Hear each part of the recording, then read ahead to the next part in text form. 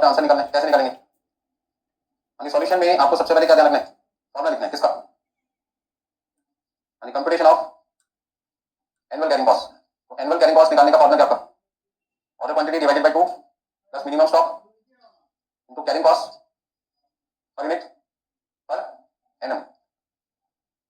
इनको मैंने अंडरलाइन किया क्योंकि मुझे दो चीजों पे ध्यान देना है। एक तो कैरिंग कॉस्ट मुझे किसकी चाहिए? 1 यूनिट की। अच्छा, यहाँ पे जो मटेरियल है वो किसमें? किलोग्राम में, टन में, गैलन में, लीटर में?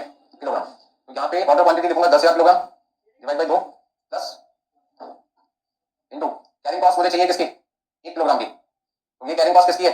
1 किलोग्राम की। लिखनी है किसकी है साथ में? मुझे किसकी चाहिए? 1 साल की। तो क्या करना पड़ेगा? 12 से मल्टीप्लाई करना पड़ेगा। तो जैसे मैं इसको 12 से मल्टीप्लाई करूंगा ये कितना रहेगा? 2.4। यहाँ पे 6 हो तो कितना हो गए? सॉरी 5 हो तो कितना हो गए? 7,000 किलोग्राम। 10,000 डिवाइड बाय 2 हो गया 5, 5 प्लस 2 7। तो 7,000 किलोग्राम को रखने की कैरिंग कॉस्ट निकालनी है 2 रुपए 40 पैसे के हिसाब से 16,800। कोई दिक्कत इसमें? तो टोटल मटेरियल कॉस्ट निकालने के लिए आपको क्या करना पड़ेगा? Purchasing cost plus ordering cost plus carrying cost. और याद होगा तीनों? कौन बताएगा परचेजिंग कॉस्ट का फॉर्मूला क्या है? अभी तो कर दे। हाँ बड़ी चल तो भाई साहब annual purchasing cost equal to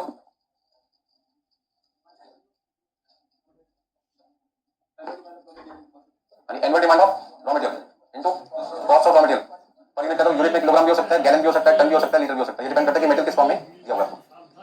अच्छा, ऑर्डरिंग कॉस्ट का फॉर्मूला है annual ordering cost number of orders multiply by cost per order. और नंबर ऑफ ऑर्डर ना देखो तो annual demand of raw material divided by order quantity into cost per order.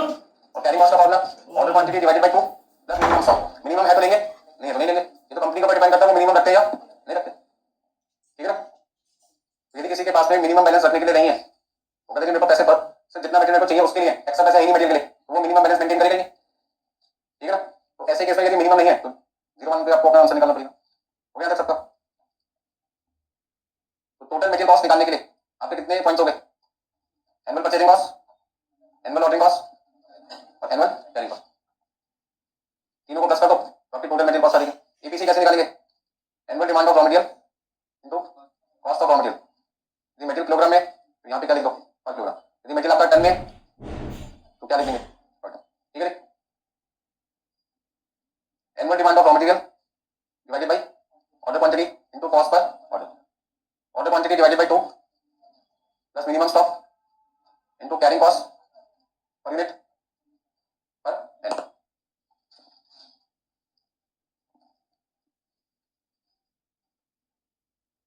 ठीक है? किसी भी गुड्स को बनाने में सबसे पहले आप कहते थे कौन सी कॉस्ट लगती है? मटेरियल। और यदि मटेरियल कॉस्ट से गलत निकाल दिया आपने तो आपकी आगे के सारे खर्चे काफी चले जाएंगे, गलत हो जाएंगे। कल को आप कहते थे आपकी जो लेबर है वो मटेरियल का 50% है, यदि मटेरियल कॉस्ट की वैल्यू गलत निकालती तो लेबर कॉस्ट भी गलत होगी। तो क्वेश्चन में देखा फैक्ट्री का खर्चा लेबर का 40% है, लेबर किस पे डिपेंड है? मटेरियल पे। यदि मटेरियल कॉस्ट गलत होगी तो लेबर कॉस्ट गलत होगी, लेबर कॉस्ट गलत होगी तो फैक्ट्री एक्सपेंसेस गलत होगी। मतलब कहीं ना कहीं आपकी सारी की सारी कॉस्ट काफी चली जाएगी, गलत होती चली जाएगी।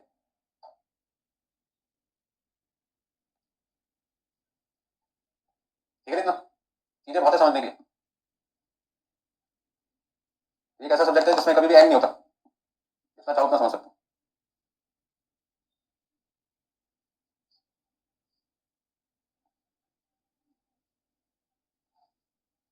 हो गया था सब?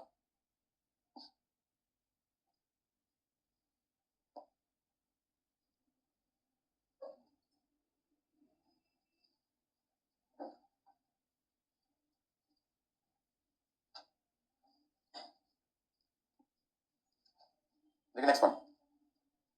मान लीजिए क्वेश्चन में आपको एनुअल डिमांड रखी है किसकी? रॉ मटेरियल की। और उसमें लिखा हुआ 40,000 किलोग्राम। फिर आपको क्वेश्चन में देखा है कॉस्ट ऑफ रॉ मटेरियल ₹50 पर किलोग्राम यानी कॉस्ट पर ऑर्डर ये आपको देखा है ₹1000। फिर क्वेश्चन में आपके पास लिखा है carrying cost per kilogram per annum 10%। ठीक है? मिनिमम स्टॉक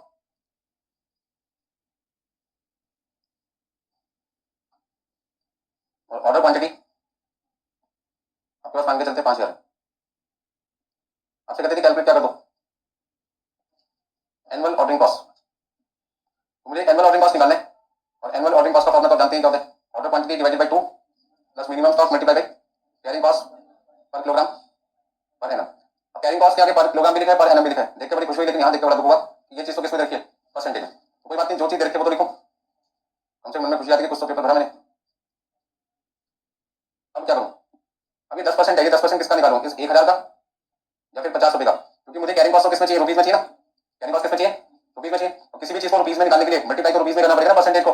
अब 10% या तो मैं 1000 का करूँ तो 100 रुपया आएगा, या फिर 50 का 10% करूँ तो 5 रुपया आएगा, तो मुझे क्या करना चाहिए, 1000 का 10% या 50 रुपए का 10% करना चाहिए, 50 रुपए का, क्यों, क्योंकि रखना किसको है, मटेरियल को, तो कैरी किसको करना है, मटेरियल को तो कैरी करना है, कौन सा मटेरियल को कैरी करना है, जो मटेरियल आपने खरीदा, कितने में खरीदा, तो 50 रुपए का जो सामान आपने खरीदा है उसको रखने में आपका खर्चा कितना आता है, 10% आता है, उस कॉस्ट का कितनी कॉस्ट आपने उसको खरीदने में लगाई। तो ये जो परसेंटेज रखी होती है, परसेंटेज आपको क्या बताता है कि जो मटेरियल आपने खरीदा है 50 रुपए में, उस 50 रुपए का 10% उसको रखने का भी खर्चा आपको दिया करना पड़ता है। ये परसेंटेज किस पे अप्लाई करना है, मटेरियल कॉस्ट पे, मतलब 50 रुपए का 10% कितना हो गया, 5 रुपए, तो अब आपके पास कितना है, 5000 डिवाइड बाई 2, 2500, 2500 हो गया ना, 2500 प्लस 2000, 4500, कितना लिखूं, 22500। यदि किसी क्वेश्चन में कैरिंग कॉस्ट परसेंटेज में रखी हो, उस कैरिंग कॉस्ट को रुपीज में लाने के लिए आपको कॉस्ट ऑफ रॉ मटेरियल से क्या करना पड़ेगा, मल्टीप्लाई करना पड़ेगा। हाँ जी बोलो सर। हाँ ये तो 1000 रुपए कॉस्ट पर ऑर्डर है ना, एनुअल कैरिंग कॉस्ट निकालना है आपको, एनुअल कैरिंग कॉस्ट, ठीक है सर, यानी एनुअल कैरिंग कॉस्ट निकालना है, भाई में से मैंने ओ लिख दिया था, सी है, यानी एनुअल कैरिंग कॉस्ट लिख लिया इतना। यदि किसी क्वेश्चन में एनुअल कैरिंग कॉस्ट आपको निकालना है, उस समय कैरिंग कॉस्ट निकालते जाएंगे, यदि परसेंटेज आपको दे रखे तो वो परसेंटेज को रुपीज में लाने के लिए किससे मल्टीप्लाई करना है, रॉ मटेरियल की कॉस्ट से, सिंपल सी बात है, रखने का खर्चा उसी चीज पे किया जाएगा जो चीज आप खरीदना है, ठीक है ना, सोना खरीदना है, गोल्ड, तो गोल्ड को रखने की कैरिंग कॉस्ट भी करनी पड़ेगी, ठीक है, वेजिटेबल खरीदना है तो वेजिटेबल को रखने की कॉस्ट भी करनी पड़ेगी। वैसे तो आजकल आपने देखा अनियन के रेट भी गोल्ड के भाव हो गए, लोग ऐसा बोलते हैं, लेकिन है नहीं ऐसा, 30,000 रुपए किलो थोड़ी मिल रहा है गोल्ड, गोल्ड तो उससे भी ज्यादा है, ठीक है, ऐसे में अनियन 30,000 रुपए 40,000 रुपए किलो थोड़ी मिल रहा है, लेकिन हम मान के चलते हैं 10 वाली चीज यदि 100 रुपए में मिल रही है तो बड़ी तेजी से वैल्यू क्या होगी, बड़ी ऐसे गोल्ड के दाम बढ़ते हैं एकदम से, उनको उनकी सोच बदल जाती है यार, जैसे सोना बड़ा महंगा थोड़ा थोड़ा खरीदते हैं, वैसे वो कहते हैं प्याज भी हम क्या करें, थोड़ी थोड़ी खरीद रहे हैं, जहाँ पे हम 5 किलो खरीदते थे अब कहते हैं 250 ग्राम खरीद, क्वांटिटी कम हो गई ना, तो कभी सोना 2-3 किलो नहीं खरीद रहे आप, 10-12 ग्राम 15 ग्राम 20 ग्राम खरीद लिया, बड़ा खुश हो जाता है, बहुत खरीद लिया, ठीक है ना, ऐसी जब क्वांटिटी खरीदने आप अनियन की खरीदने जा रहे हैं तो आप लगता है कहाँ तो 10 किलो ग्राम खरीदते थे, अब कहाँ 250 100 ग्राम खरीद पा रहे, 500 ग्राम खरीद पा रहे, तो अब लगता है बड़ी चीज महंगी हो गई, तो जिस तरीके से गोल्ड हम कम खरीद रहे हैं, क्वांटिटी वेजिटेबल की भी क्या होगी, कम होगी ना, तो लोग किस तरीके से तुलना करते हैं तो गोल्ड की तरह महंगा हो गया, रेट के बराबर नहीं हो गया, क्वांटिटी के हिसाब से क्या हो गया, महंगा हो गया, कम क्वांटिटी खरीद पा रहे ना, पॉइंट क्या होगा सर यहाँ पर, यहाँ पे थोड़ा सा ठीक कर लेना, वो नहीं था क्या था, सी, लिखा सबने,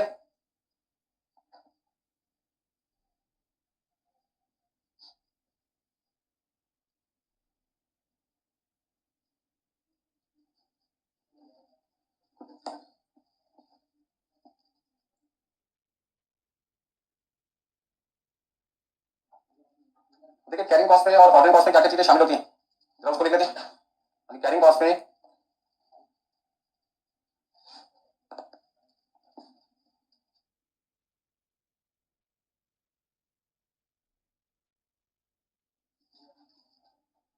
पॉइंट तो मैंने अभी आपको समझाया था कि यदि कैरिंग कॉस्ट किसमें रखी हो, परसेंटेज फॉर्म में, और आप उसे रुपीज में लाना चाहते हैं तो कैरिंग कॉस्ट को रुपीज में लाने के लिए कैरिंग कॉस्ट के परसेंटेज को किससे मल्टीप्लाई करना है, रॉ मटेरियल की कॉस्ट से, ना कि ऑर्डरिंग कॉस्ट से।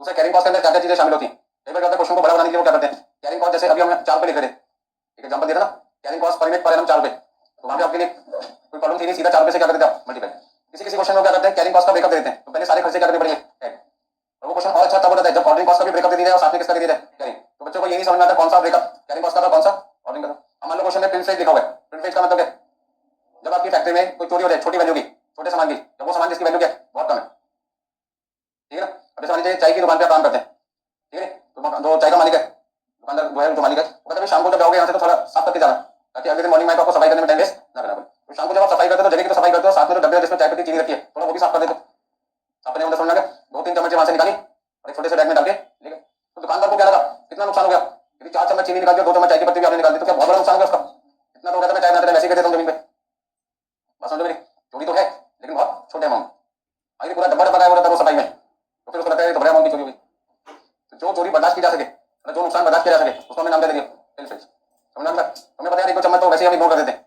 ले भी जाएगा तो क्या फर्क पड़ता है, दिन में हमारा 1 किलोग्राम चाय पत्ती यूज हो गई पूरे दिन में, इतनी ज्यादा हमारी सेल है, और 3 चम्मच कमी हो गई तो कोई फर्क नहीं लगता, लेकिन जो बंदा अपने क्लीनिंग के लिए रखा वो ले जाता है बड़ा खुश रहता है, आपकी चाय फ्री हो गई, हमारी चाय पत्ती फ्री मिल रही है, दूध फ्री मिल रहा है, चीनी फ्री मिल रही है, बस गैस यूज करनी है, बस समझ में।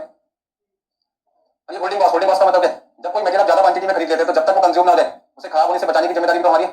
उसको होल्ड करने का जो खर्चा आएगा वो सारा का सारा खर्चा कौन सी कॉस्ट का पार्ट है? कैरिंग कॉस्ट का। Interest of long term capital in inventory.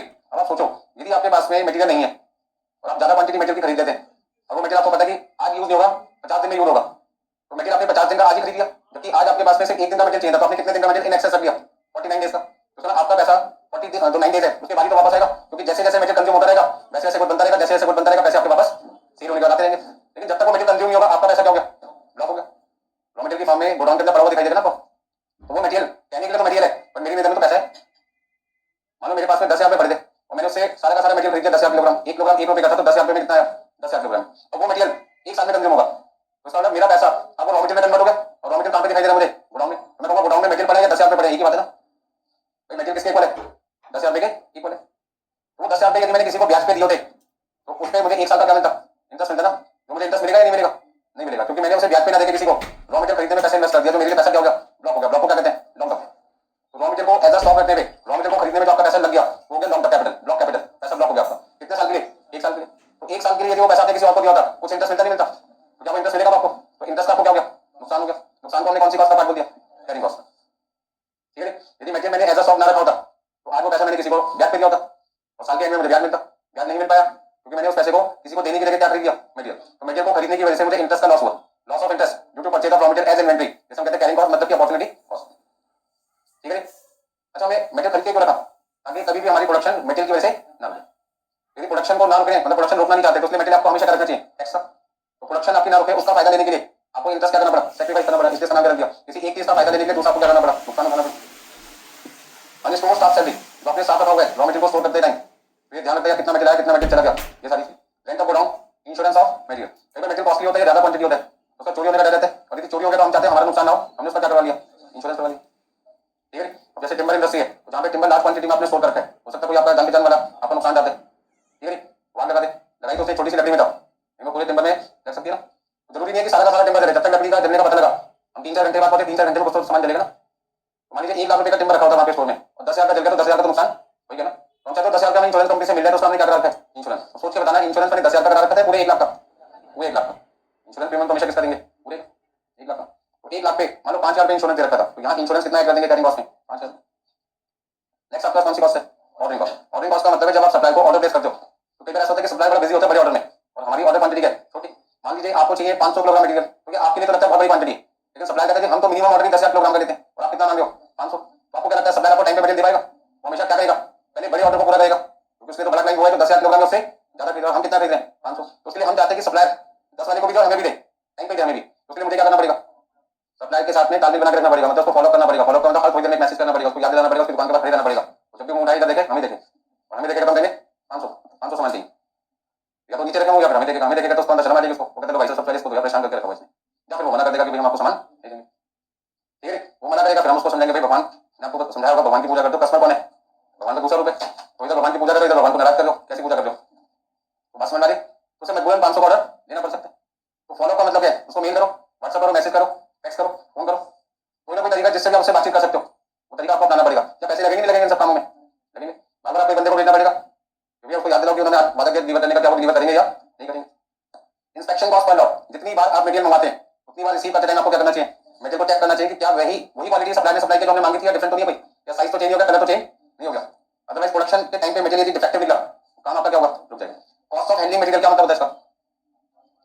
जब मटेरियल आप रिसीव कर लेते हैं, चेक कर लेते हैं, तो चेक करने के बाद उस मटेरियल को अपने सही जगह रखना पड़ता है। सही जगह का मतलब है जो मटेरियल का जो जगह आपने फिक्स करके उस मटेरियल को वहीं ले जाकर रखो, ताकि जब प्रोडक्शन के टाइम पे ए मटेरियल चाहिए तो आप उसी प्लेस पे जाओ जहां पे क्या रखा होता है ए। बी मटेरियल वाली जगह पे बी मटेरियल रखो, ताकि जब बी मटेरियल की रिक्वायरमेंट हो तो वर्कर उसी जगह मटेरियल लेने जहां पर बी मटेरियल रखा होता है। अब यदि मटेरियल आप सही जगह नहीं रखोगे तो ढूंढने में क्या होगा?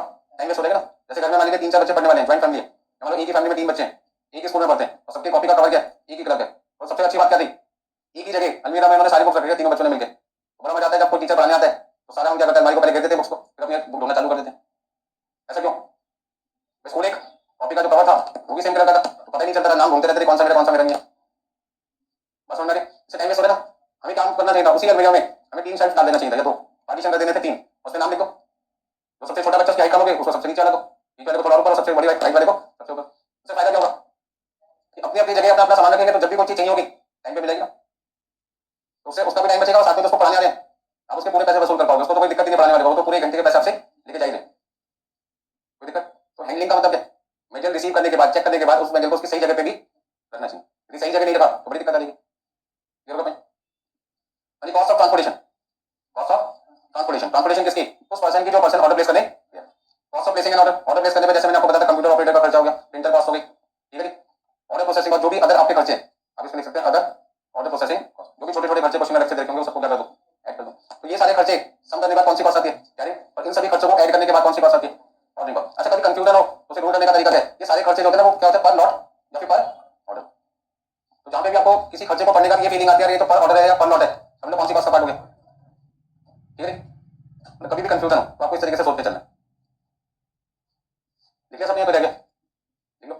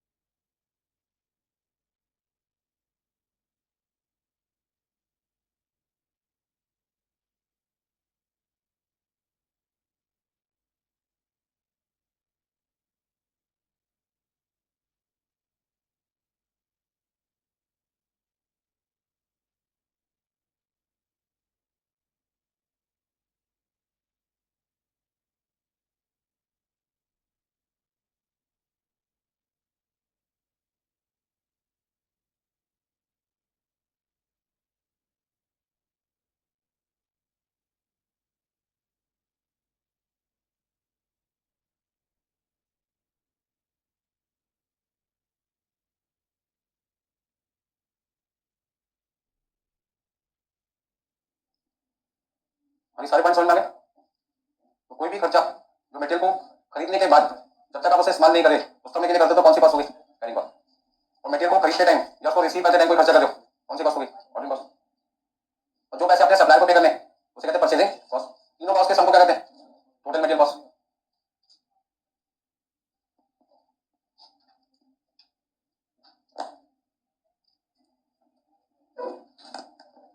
देखो भाई नेक्स्ट एग्जांपल, एग्जांपल नंबर 8, और इसमें एक नया पॉइंट भी आप सीखोगे। आपको याद होगा मैंने पॉइंट लिखा था इकोनॉमिक ऑर्डर क्वांटिटी, उसका दूसरा नाम आप क्या लिख सकते हैं, ऑप्टिमम ऑर्डर क्वांटिटी। यानी ऑप्टिमम ऑर्डर क्वांटिटी एक आपके लिए नया पॉइंट आ रहा है एग्जांपल नंबर 8 में। वो क्वांटिटी जिसके खरीदने के बाद आपकी टोटल कॉस्ट क्या रहेगी, मिनिमम हो जाएगी, उस क्वांटिटी को हम क्या नाम दे देते हैं, ऑप्टिमम ऑर्डर क्वांटिटी। अच्छा, ऑर्डर क्वांटिटी और ऑप्टिमम ऑर्डर क्वांटिटी दोनों में क्या डिफरेंस है? ऑर्डर क्वांटिटी वाला कोई भी क्वांटिटी जिसको हम खरीद सकते हैं उस पर कोई भी कॉस्ट आ सकती है, मिनिमम भी और मैक्सिमम भी। लेकिन ऑप्टिमम हमेशा कौन सी होगी, जिस पे कॉस्ट हमेशा क्या होगी, मिनिमम होगी। तो ऑर्डर क्वांटिटी में कोई भी कॉस्ट हो सकती है, मिनिमम भी मैक्सिमम भी। बट ऑप्टिमम का मतलब वो क्वांटिटी जिसके खरीदने के बाद आपकी कॉस्ट आ जाएगी सबसे कम हो जाएगी, किसकी, मटेरियल की। तो मैन्युफैक्चरर अपनी कॉस्ट को निकालने के साथ साथ अपनी कॉस्ट को मिनिमाइज भी करना चाहते हैं ताकि प्रॉफिट हो सके मैक्सिमम।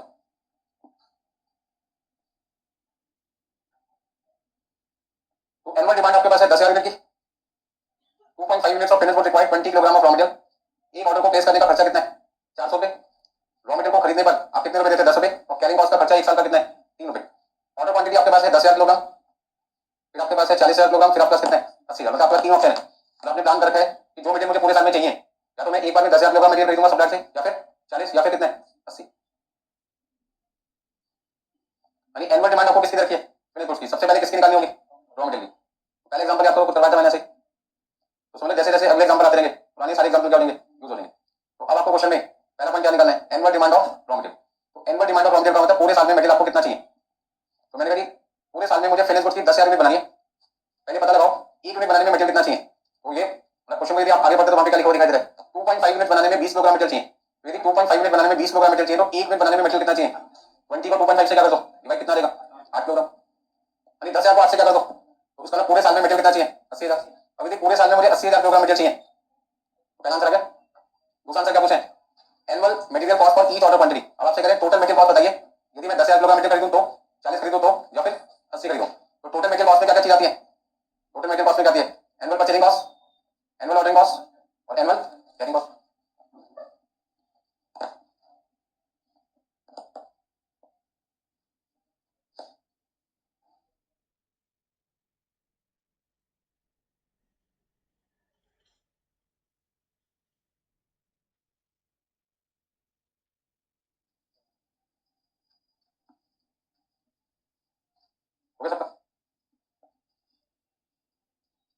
क्वेश्चन नोट कर लिया सबने, समझ में आ गया। पहला पॉइंट आपसे पूछे थे 10,000 यूनिट बनाने के लिए कितना मटेरियल चाहिए, तो मैंने कहा एक यूनिट बनाने में 8 किलोग्राम मटेरियल चाहिए, 20 डिवाइड बाई 2.5, 8, अब 10,000 से क्या कर दो मल्टीप्लाई, तो 80,000 हो गया। अब 80,000 किलोग्राम मटेरियल मैं कैसे कैसे खरीद सकता हूँ, या तो एक बार में 10,000 किलोग्राम, या एक बार में 40,000 किलोग्राम, या 80। अच्छा यदि मैं 10,000 किलोग्राम मटेरियल एक बार में खरीदूंगा और पूरे साल में 80,000 किलोग्राम मटेरियल चाहिए, तो सप्लायर के पास कितनी बार ऑर्डर प्लेस करना पड़ेगा, 8 बार। अच्छा 40,000 किलोग्राम एक बार में खरीदूंगा तो 2 बार में बात बन जाएगी, और सारा का सारा 80 एक बार में खरीदो तो एक बार ऑर्डर प्लेस करना पड़ेगा।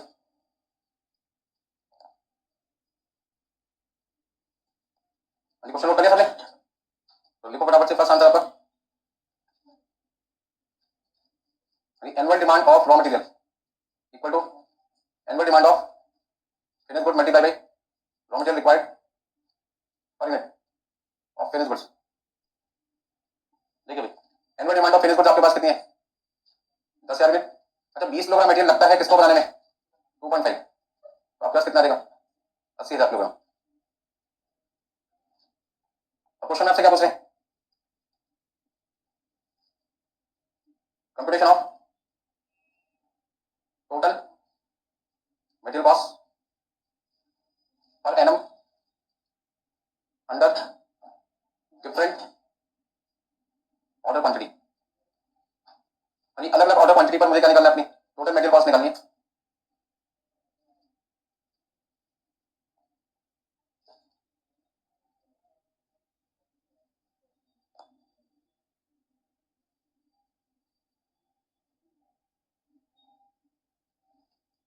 अच्छा बताइए फॉर्मूला क्या है, एपीसी क्या लिखते हो, annual demand of raw material multiply by cost of raw material पर किलोग्राम। अच्छा दूसरा आपको निकालना है AOC annual ordering cost, annual ordering cost कैसे निकालोगे, annual demand of raw material divided by order quantity into cost per order. फिर ACC annual carrying cost कैसे लिखोगे, order quantity divided by 2 plus minimum stock. अच्छा minimum है question में, नहीं जब है नहीं तो लिखने का भी कोई फायदा नहीं है, into carrying cost per kilogram per annum. इससे मेरे पास क्या आएगी, टोटल मटेरियल कॉस्ट आ रही। अच्छा पहले वाले में क्या लिखेंगे, ऑर्डर क्वांटिटी, कोई भी चीज शॉर्ट फॉर्म में नहीं लिखनी, एग्जाम में पूरा पूरा लिख के आना है। जरा बताइए पहले केस में ऑर्डर क्वांटिटी कितनी है, कितने 10,000, दूसरे केस में 40,000, तीसरे केस में 80,000। Annual demand of raw material सभी केसेस में कितनी है, तो मटेरियल में एक बार में 10,000 खरीदूं, खरीदना तो पूरे साल में कितना है, 80 खरीदना ना, तो सप्लाई को तो पैसे में 80,000 दूंगा ना, ठीक है। यदि मैं एक बार में 40,000 किलोग्राम मटेरियल खरीदता हूँ तो सप्लाई से तो मैंने पूरे साल में कितना खरीदा होगा, 80,000, तो सप्लाई को तो पूरे साल में कितने किलोग्राम के पैसे दूंगा, 80 के दूंगा। मर्जी मेरी है कि मैं थोड़ा खरीदूंगा ज्यादा खरीदूं, पर खरीदना तो पूरे साल में कितना है 80, तो पैसे तो पूरे साल में कितने किलोग्राम के दूंगा मैं सप्लाई को, 80 के दूंगा। और 1 किलोग्राम मटेरियल कितने का था, देखते बताओ 1 किलोग्राम मटेरियल कितने का था, 10 का, तो उसका कितने रुपए का मटेरियल मैंने खरीदा है, 8 लाख का, तो सप्लाई के पास पैसे कितने लेंगे मेरे पास से, 8 लाख। अब आपका सर एनुअल ऑर्डरिंग कॉस्ट, पूरे साल में मुझे 80,000 किलोग्राम मटेरियल खरीदना, मैं चाहता हूं कि मैं सप्लाई से एक बार में 10,000 खरीदूं। यदि मैं एक बार में 10,000 खरीदूंगा तो मुझे कितनी बार खरीदना पड़ेगा, 8 बार, और एक बार का खर्चा बताना कितना है, कितना है 400, तो 8 बार का कितना हो गया 3200। अच्छा यदि एक बार में 40,000 किलोग्राम मटेरियल खरीदूंगा तो 80,000 खरीदने के लिए कितनी बार ऑर्डर प्लेस किए जाएंगे, 2, 400 रुपए के हिसाब से 2 बार का खर्चा कितना है 800। और यदि सारा का सारा मटेरियल एक ही बार में खरीद दिया जाए तो सप्लाई को एक ही ऑर्डर प्लेस किया जाएगा, और ऐसे में आपकी कॉस्ट कितनी लगेगी 400। तो जैसे जैसे क्वांटिटी बढ़ने लगती है, मैंने आपको कहा था हमारी जो ऑर्डरिंग कॉस्ट है वो कम होने लगती है, लेकिन कैरिंग कॉस्ट के साथ में उल्टा है, कैरिंग कॉस्ट में उल्टा है, क्योंकि यदि मैं एक बार में 10,000 किलोग्राम मटेरियल खरीदूंगा तो रखने का खर्चा 10,000 डिवाइड बाय 2 कितने रहेगा, 500।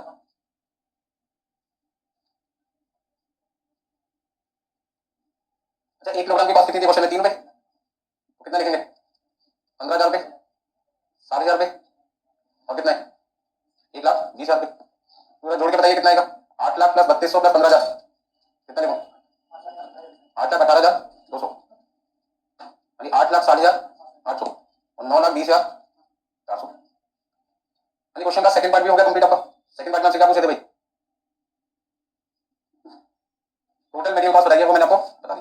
क्वेश्चन के थर्ड पार्ट में क्या पूछे आपसे, ऑप्टिमम ऑर्डर क्वांटिटी, ऑप्टिमम का मतलब जहां पर आपकी कॉस्ट क्या है कम हो, तो मैंने देखा मेरी सबसे कम कॉस्ट कितनी आ रही है 8,18,200, तीनों में सबसे कम कितनी है 8,18,200, और ये 8,18,200 जो कॉस्ट सबसे कम है वो किस क्वांटिटी पे 10,000 पे, ठीक है। इसका मतलब क्या हुआ, कौन सी क्वांटिटी खरीदना मेरे लिए सबसे फायदेमंद है, एक बार में 10,000 या 40,000 या 80,000, 10,000, तो ऑप्टिमम ऑर्डर क्वांटिटी कितनी हो गई 10,000। तो मैंने आपको लिखना नहीं है, मैं लिख रहा हूँ, तीसरे पार्ट का जब मैं आंसर लिखने लगा तो मैंने लिखा sales minimum total material cost is rupees 8,18,200 at 10,000 kilogram, hence optimum order quantity equal to 10,000 kilogram. अच्छा, क्वेश्चन में कितने पार्ट थे? 3 पार्ट है। पहला पार्ट मान लीजिए 2 नंबर का है, दूसरा पार्ट आपका 4 नंबर का है, और तीसरा पार्ट भी ले लेते कितने का? 4 नंबर का। तो ये जो तीसरे पार्ट का मैंने आंसर लिखा 10,000 किलोग्राम, आपको क्या लगता है ये स्टेटमेंट लिखने के बाद मुझे कितने नंबर मिले? 4 या 0? बताओ जल्दी से। 0 मिलेगा, बिल्कुल सही बात है, जल्दी पहचान ले तो मार सकते हैं। अच्छा, ऐसा क्यों हुआ? 4 नंबर से 0 एकदम से क्यों हो गए? आंसर तो सही था। सबसे कम कॉस्ट कितनी है? 8,18,200। ठीक है, तो तीनों में सबसे कम कॉस्ट 8,18,200 है, और वो कॉस्ट 10,000 किलोग्राम थे। तो ऑप्टिमम ऑर्डर क्वांटिटी तो 10 ही है, फिर मार्क्स क्यों नहीं मिल रहे हमें? क्योंकि हमने यहाँ तक तो सही लिखा, यहाँ थोड़ा सा गड़बड़ कर दिया। ये जो मैंने कॉस्ट लिखा है मिनिमम टोटल मैन्युफैक्चरिंग कॉस्ट है, total material cost, minimum total material cost, ये मैंने गलत लिख दी। क्यों गलत लिख दी? आपको एक बात समझाता हूँ। मान लीजिए इस आंसर को निकालते रहे, मैंने परचेजिंग कॉस्ट को कंसीडर ही ना किया होता तो परचेजिंग कॉस्ट कितनी है? 8 लाख। यहाँ भी कितनी है? 8 लाख। यहाँ भी कितनी है? 8 लाख। यदि मैं इस 8 लाख को 2 मिनट के लिए इग्नोर कर दूं, आपको नहीं काटना, मैंने काटा सर। और यहाँ पे मैं लिखूं रेलेवेंट कॉस्ट। क्या लिखूं नाम? रेलेवेंट कॉस्ट का मतलब होता है वो कॉस्ट जिसके कंसीडर करने से आपका डिसीजन क्या होता है? लिया जाता है। कंसीडर करने का मतलब है वो कॉस्ट जो आपके डिसीजन को चेंज करती है, उसे रेलेवेंट कहते हैं। जो आपके डिसीजन को चेंज ही नहीं करता, ऐसी कॉस्ट को क्या कहते हैं? इररेलेवेंट। तो ये देखो 8 लाख रुपए मैंने लिखा, तो मेरा आंसर है 8,18,200। 8 लाख यदि कंसीडर किया तो आंसर है 8,08,800। यहाँ पे कितने? 9,400। और मेरी सबसे कम कॉस्ट कितनी है? 8,18,200। अब मैंने कहा परचेजिंग कॉस्ट को मैं इग्नोर करता हूं 2 मिनट के लिए। तो यदि मैं परचेजिंग कॉस्ट को इग्नोर कर दूं तो 15,3200 कितना हो गया? 18,200। यहाँ कितने? 7,800। यहाँ कितने? 1,20,400। अब बताइए सबसे कम कॉस्ट कितनी है मेरी? और मेरी सबसे कम कॉस्ट कितनी है? 18,200 है। और 18,200 जो मेरी कॉस्ट सबसे कम है, इस पे क्वांटिटी कितनी आ रही है? 10। तो अब मुझे यहाँ पे क्या लिखना चाहिए? मुझे लिखना चाहिए since minimum relevant cost is rupees, since minimum relevant cost is rupees 18,200 at 10,000 kilogram, hence optimum order quantity equal to 10 है। अब आपके 0 से कितने हो गए? 4 हो गए। और एक तो मैंने कम लिखा, ऊपर से नंबर ज्यादा। पहले टीएमसी लिखा था टोटल मटेरियल कॉस्ट, अब क्या लिख रहा हूँ? Relevant cost. तो कई बच्चों को घर से समझा के भेजा था ज्यादा लिख के आना, अच्छे नंबर आते हैं। ऐसा कॉस्टिंग में नहीं होता, उतना ही लिखो जितना उसके मार्क्स चाहिए। फिर आपने लिखना चालू कर दिया, थोड़ा ध्यान से समझिए। मैं आपको समझाने की कोशिश कर रहा हूँ कि 8,18,200 और 18,200 में 8,18,200 मैं लिख के आता हूँ तो मैं मार्क्स क्या देंगे? सी पार्ट के जो लास्ट पार्ट है 4 नंबर को नहीं मिल पाएंगे। ऐसा क्यों हुआ? क्योंकि इस 8,18,200 में 8,08,800 में 9,20,400 में ये 8 लाख रुपए यदि मैं कंसीडर करता हूँ तो भी मेरा डिसीजन 10,000 है, और यदि मैं 8 लाख को कंसीडर ना करूँ तो भी तो मेरा डिसीजन कितना है? 10,000। तो जो कॉस्ट मेरे डिसीजन को चेंज नहीं कर पाता, जो कॉस्ट मेरे डिसीजन को चेंज नहीं कर पाता, ऐसी कॉस्ट को क्या कहते हैं? इररेलेवेंट। कौन सी कॉस्ट कहते हैं? इररेलेवेंट। तो ये 8 लाख कौन सी कॉस्ट है? इररेलेवेंट है। और डिसीजन मेकिंग में हमेशा कौन सी कॉस्ट कंसीडर की जाती है? रेलेवेंट। तो जब कभी भी आपको डिसीजन मेकिंग करनी है कि किस क्वांटिटी को खरीदने पे आपकी कॉस्ट सबसे कम हो गई, आपको अपना डिसीजन टोटल मटेरियल कॉस्ट के बेस पे नहीं देना, किसके बेस पे देना? Relevant cost. और रेलेवेंट कॉस्ट वो कॉस्ट होती है जिसके कंसीडर करने पर आपका डिसीजन क्या होता है? जबकि इररेलेवेंट कॉस्ट कौन सी है? 8 लाख की परचेजिंग कॉस्ट। कंसीडर करने पे भी आपका आंसर 10 है और ना करने पे भी 10 है। तो कल इसको लिखूं या ना लिखूं, कोई फर्क पड़ता है आपके आंसर पे? नहीं, कोई दिक्कत इसमें? तो मान लीजिए सपोज करते हैं किसी बच्चे ने कोई शरारत की क्लास में, मैंने उसको डांट दिया, अब उसने 2-3 बंदों को फोन कर दिया। ठीक है, बच्चे भी काफी बड़े बदमाश है, कहना पड़ेगा तुम ये तो कुछ भी। अब ऐसे में जैसी क्लास खत्म हुई, बड़ा कुछ बच्चे की आंसर की शाम आने वाली है। ठीक है, जिसको उसने फोन किया था वो मान लीजिए 22 दिन बच्चा का भी हमसे पढ़ चुका था, तो आया उसने सर पेरेंट्स को सर और आपकी गाल चले। तो ऐसे में बच्चा का सोचा पैसे बर्बाद हो गया, भाई को फोन भी किया। ठीक है, भाई के 2-3 यार दोस्त भी आए, बस समझ मेरी बात। तो फोन करने से पहले सोच लिया करो कि जिस बंदे की आपको शाम दिलवानी थी, पिटाई करवानी थी, क्या वो बंदा आपकी जान पहचान का तो नहीं है? पैसे बर्बाद होने से बच सकते हैं। ठीक है, तो कहने का मतलब क्या हुआ? वो पर्सन जिसको आपने फोन करके बुलाया, नीचे आप उससे मिले, उसको पहले खाना पीना खिलाया कि तंदुरुस्त बना दिया उस बंदे को, 500 रुपए भी खर्च हो गए। 500 रुपए खर्च करने का जब दोस्त आपको बुलाए और वो बंदा हमारे पास होकर चले गए, तो 500 रुपए भी बेकार हो जाते ना। तो पहले फोटो दिखा देनी चाहिए उस बंदे को हमारी, ये बंदा भी जानता नहीं जानता है तो उसको कुछ मतलब भगाओ वापस उसे। तो कहने का मतलब क्या है? वो 500 रुपए आपके बेकार हो गए, इररिलेवेंट हो गए। ठीक है, वो बंदे को बुलाने के बाद भी कुछ नहीं कर पाए, ना बुलाने के बाद भी, यदि नहीं बुलाते तब भी कुछ नहीं रहा, बुलाने के बाद भी तो कुछ नहीं है ना, बस समझो। तो वो 500 रुपए बेकार चले गए, व्यर्थ हो गए, कोई फायदा नहीं। तो ऐसा कोई भी खर्चा है जिसके होने या ना होने से कोई फर्क ना पड़े। मान लो आपने नहीं बुलाया था तो भी आपको कोई दिक्कत नहीं थी, तब भी कुछ नहीं कर पाया, मेरा बुलाने के बाद भी तो मेरा कुछ भी नहीं कर पाए, वो कैसे अलग बेकार नहीं चलेगा आपके? कोई दिक्कत इसमें? हाँ जी, कोई दिक्कत इसमें? तो छोटे छोटे पॉइंट को समझना बहुत जरूरी है। तो 4 नंबर से 0 से 4 बनने में थोड़ा सा खेलता किसका? रेलेवेंट कॉस्ट का। तो कॉस्टिंग के अंदर इंपॉर्टेंट टर्म क्या है? Decision making. और डिसीजन मेकिंग किस पे बेस होता है? रेलेवेंट कॉस्ट पे। और यहाँ पे रेलेवेंट कॉस्ट कौन सी थी? Ordering cost and carrying cost. Purchasing cost को क्यों हटा दिया? क्योंकि वो कौन सी कॉस्ट थी? इररिलेवेंट थी। होने के बाद या ना होने पे दोनों से आंसर क्या रहा था? सेम आ रहा था। नोट कर लीजिए, निकल गया सबने?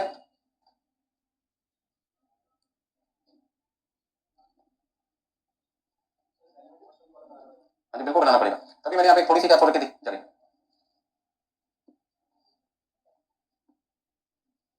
अच्छा, मैंने आपको मना करता ना काटना मत इसको, इसलिए क्योंकि एग्जाम में तो आपको बनानी है नहीं।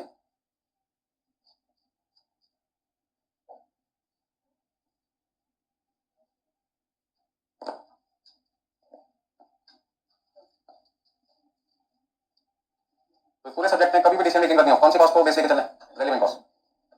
जो कॉस्ट आपके डिसीजन को चेंज कर सकती सकता है, रेलिवेंट है, जो नहीं कर सकता वो इरेलीवेंट है।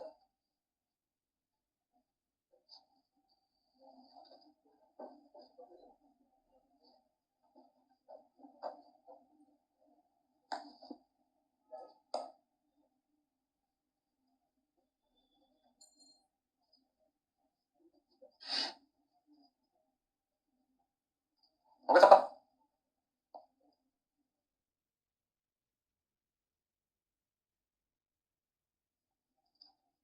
एक लास्ट एग्जांपल आ जाए आपके लिए और उसके बाद में छुट्टी कर दी जाएगी आपकी।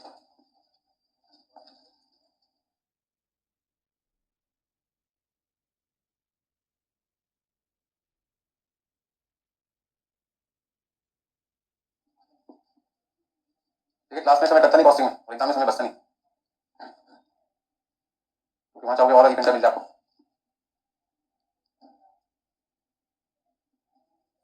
इस सब्जेक्ट में थोड़ा सा ज्यादा दिमाग लगाना पड़ता है, क्योंकि सोचना बहुत पड़ता है।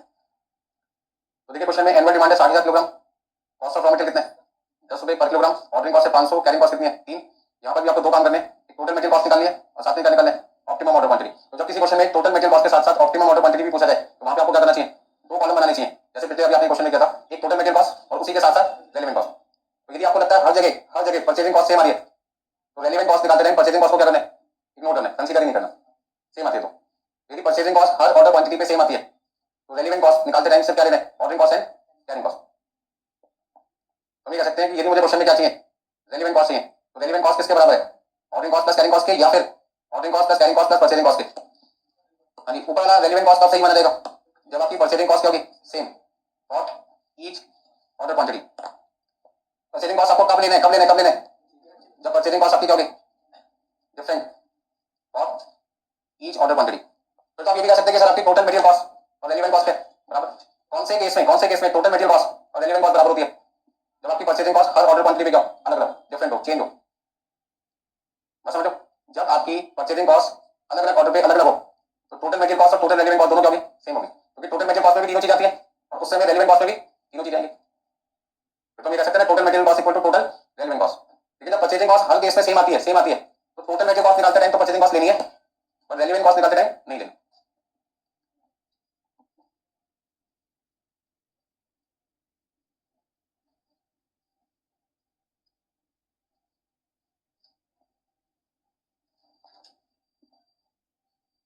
पॉइंट समझ में आ गया जो मैंने आपको लिखा है।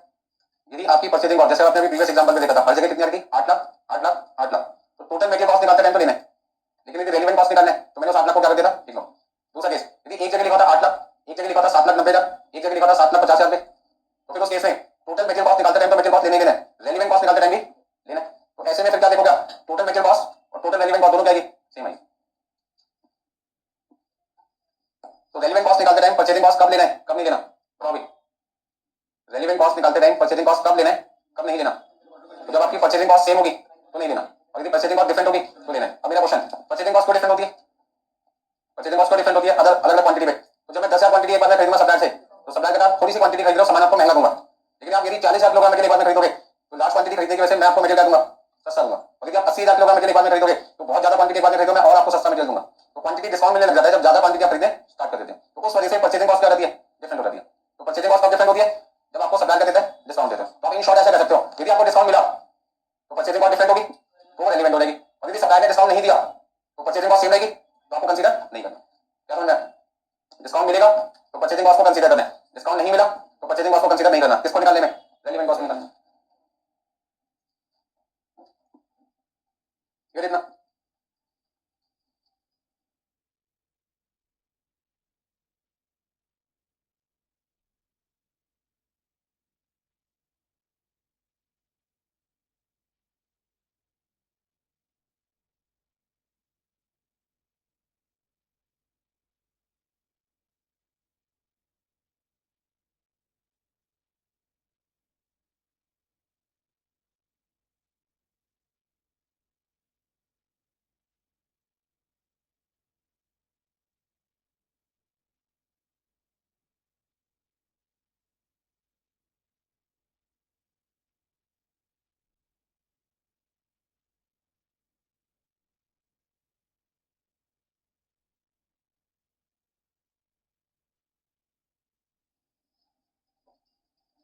कर लिया सबने?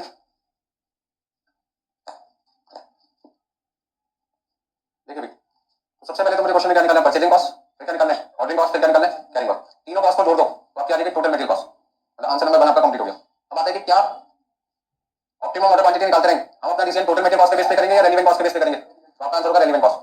ठीक है। अब रेलेवेंट कॉस्ट में परचेजिंग कॉस्ट आएगा या नहीं आएगा, ये बात डिपेंड करता है किस पे? डिस्काउंट पे। यदि डिस्काउंट मिल रहा है तो आएगा, नहीं मिला तो नहीं आएगा। तो क्वेश्चन पढ़ने पे कहीं भी डिस्काउंट नहीं दिखाई दिया, इसका मतलब रेलेवेंट कॉस्ट निकालते टाइम डिस्काउंट मिलेगा तो परचेजिंग कॉस्ट को क्या कर दोगे? इग्नोर कर दोगे। सिर्फ आपको क्या लेना है? Ordering cost and carrying cost. मतलब बिल्कुल वैसे एग्जांपल पे जैसे पिछला था सेम। तो देखिए आंसर सबसे पहले 10,000, 15,000, 30,000, 60,000, चार क्वांटिटी है ना क्वेश्चन में, 10, 15, 30, 60।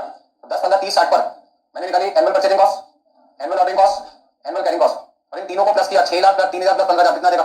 6 लाख 18, 6 24 500, 6 लाख 46,000 और 6 90 500। इतना आंसर दिखाने पे फर्स्ट पार्ट मेरा कंप्लीट हो गया। इसके साथ ही साथ मैंने एक कॉलम और बना लिया जिसका नाम क्या लिखा? Relevant cost. और यहाँ रेलेवेंट कॉस्ट में मैंने परचेजिंग कॉस्ट को क्या कर दिया? इग्नोर, क्योंकि परचेजिंग कॉस्ट मेरे लिए कौन सी कॉस्ट है? इररिलेवेंट है। क्यों इररिलेवेंट है? क्योंकि मैं कोई भी क्वांटिटी खरीदूं सप्लायर से, हर क्वांटिटी पे मेरी परचेजिंग कॉस्ट क्या है? सेम। तो कोई भी कॉस्ट इररिलेवेंट बन जाती है यदि डिसीजन मेकिंग पे उसका कोई इंपैक्ट ना पड़े। तो मैंने देखा 6 लाख को लेने पर भी मेरा आंसर सबसे कम कितना है? 10,000, और ना लेने पर भी कितना है? 10,000। तो 6 लाख के होने या ना होने से मेरे डिसीजन पे कोई फर्क नहीं पड़ता। तो ऐसी कॉस्ट को कॉस्टिंग में क्या बोलते हैं? इररिलेवेंट। और डिसीजन मेकिंग के टाइम पे कॉस्टिंग के अंदर हमेशा कौन सी कॉस्ट को बेस लेकर आंसर देना होता है? रेलेवेंट। तो आपकी रेलेवेंट कॉस्ट कौन सी मानी जाएगी? ऑर्डरिंग और कैरिंग कॉस्ट।